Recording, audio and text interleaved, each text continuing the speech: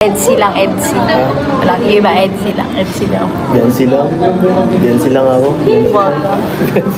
Yan na nga po ang sinasabi. Viancy, palihim nga bang nasasaktan? Kalingap Edu, stress na. Kalingap Rob, natatakot na sa nangyayari. Kaya naman sigaw ng EDSI supporters, EDSI, laban lang! Yan po ang ating topic ngayon. Isang magandang araw at gabi sa inyong lahat, saan mang sulok ng mundo. Mega love shoutout po sa lahat ng ka-member ko ng Karepa, Kalingap Reactor Partner, mga OFW, subscribers, listeners, mga silent viewers dyan. Mega love shoutout po sa inyong lahat. Patuloy naman nating suportahan at huwag nating kakalimutan ang bumuo po ng Kalingap, Kuya Val Santos Matubang at Kalingap Rob, kasama ng kanilang may bahay, Ate Edna Vlogs and Chucky Tapia. Napakabuti ng kanilang layunin sa mundong ito. Marami na po silang pabahay, nabigyan ng financial assistance, scholarship. Kaya po deserve nila na tangkilikin natin yung kanilang vlogs. Malaking tulong iyon para mas marami pang malingap. Ayan guys, mga kalingap, ako rin pong inyong lingkod ay patuloy na naglalambing Kalingap Kel sa bago po sa aking munting channel. Please po subscribe, like and share my videos, and don't forget to click the notification bell para lagi po kayong updated sa aking mga videos. Eto guys, dito na tayo agad-agad sa ating topic sapagkat napakainit nga po ng usapin patungkol nga po sa love team na EDSI. Ayan, Viancy, palihim nga bang nasasaktan? At eto po mga kalingap, si Papa Eds ay stress na sa mga nangyayari, sa mga binibigay na issue ng mga basher. At si Kalingap Rob ay natatakot na po sa nangyayari. Ayan guys, ano nga po ba ang masasabi ni Viancy patungkol dito? Ayan guys, panoorin natin yung reaction at yung komento dito ni Viancy. Ito po ay ayon sa live ni Kalingap Rob. Ayan, panoorin po natin ito. Credit to the owner of this video, Kalingap Rob. Guys, tama na po kayo. Tama na po yung issue nyo. Kita nyo naman po, okay po kami dalawa.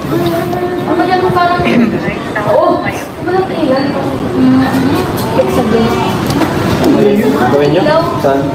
Nakatamad magbasa. Kahit backdrop lang kailangan doon. Tapos ilaw lang sa camera. Backdrop lang. Ang magandang gawin nyo yung natatanggal. Board. Kaya isip mo board lang, tapos power ng alisin pag ano. Tapos mga ganun lang. Ayan guys, mga kalingap, nakita nyo, napanood nyo, sinabi ni Viancy, tama na po, tigilan na, ibig sabihin, sapagkat patuloy pa rin na nambabash. Malinaw naman po yung sinabi ni Viancy, tama na sa issue. Ngunit, doon nga po sa live ni Kalingap Rob, doon nga po sa comment section, talagang yung mga basher hindi po tumitigil. Grabe! Eto guys, mga kalingap, maisingit ko lang, kahit nga po si Grace Matubang ay merong panawagan. Eto, panoorin nyo po. Oh no.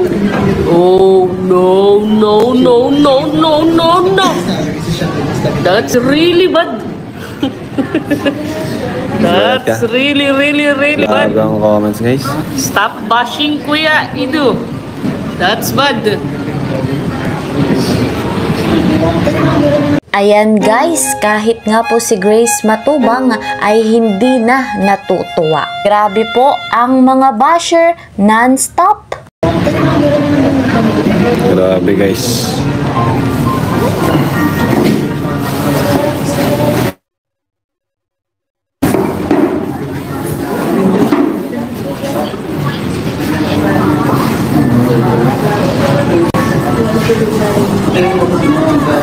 Stress heads, grabe.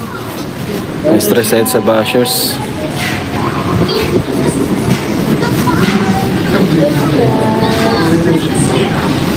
Ayan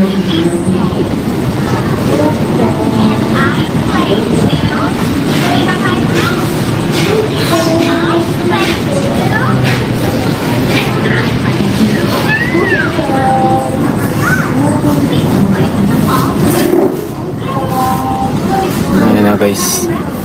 Ano kaya talagang mga nangyayari? Pati ako guys, nagulat ako dito guys. Hindi ko rin alam na ganito pala ng kalalabasan ng live natin ngayon. Hala, grabe mga kalingap.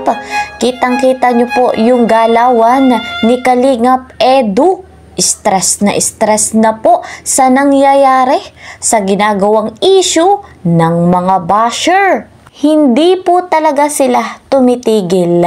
Hanggat nabubuhay ata yung mga basher ay patuloy lamang na mambabash. Di wow, 'di ba? Di wow sa inyong mga basher. Talagang ang lupit nyo kay Kalingap Edu. Talagang grabe. Yun talagang masasabi ko. Grabe kayo. Parang nag-iyak ata si Biancy guys.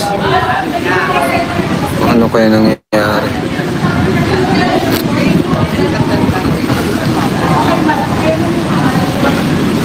Pati ako guys, kinakabahan din ako. Sana maging okay po yung dalawa kasi madaming masasaktan. Isa na tayo dun syempre. Isa na tayo sa masasaktan.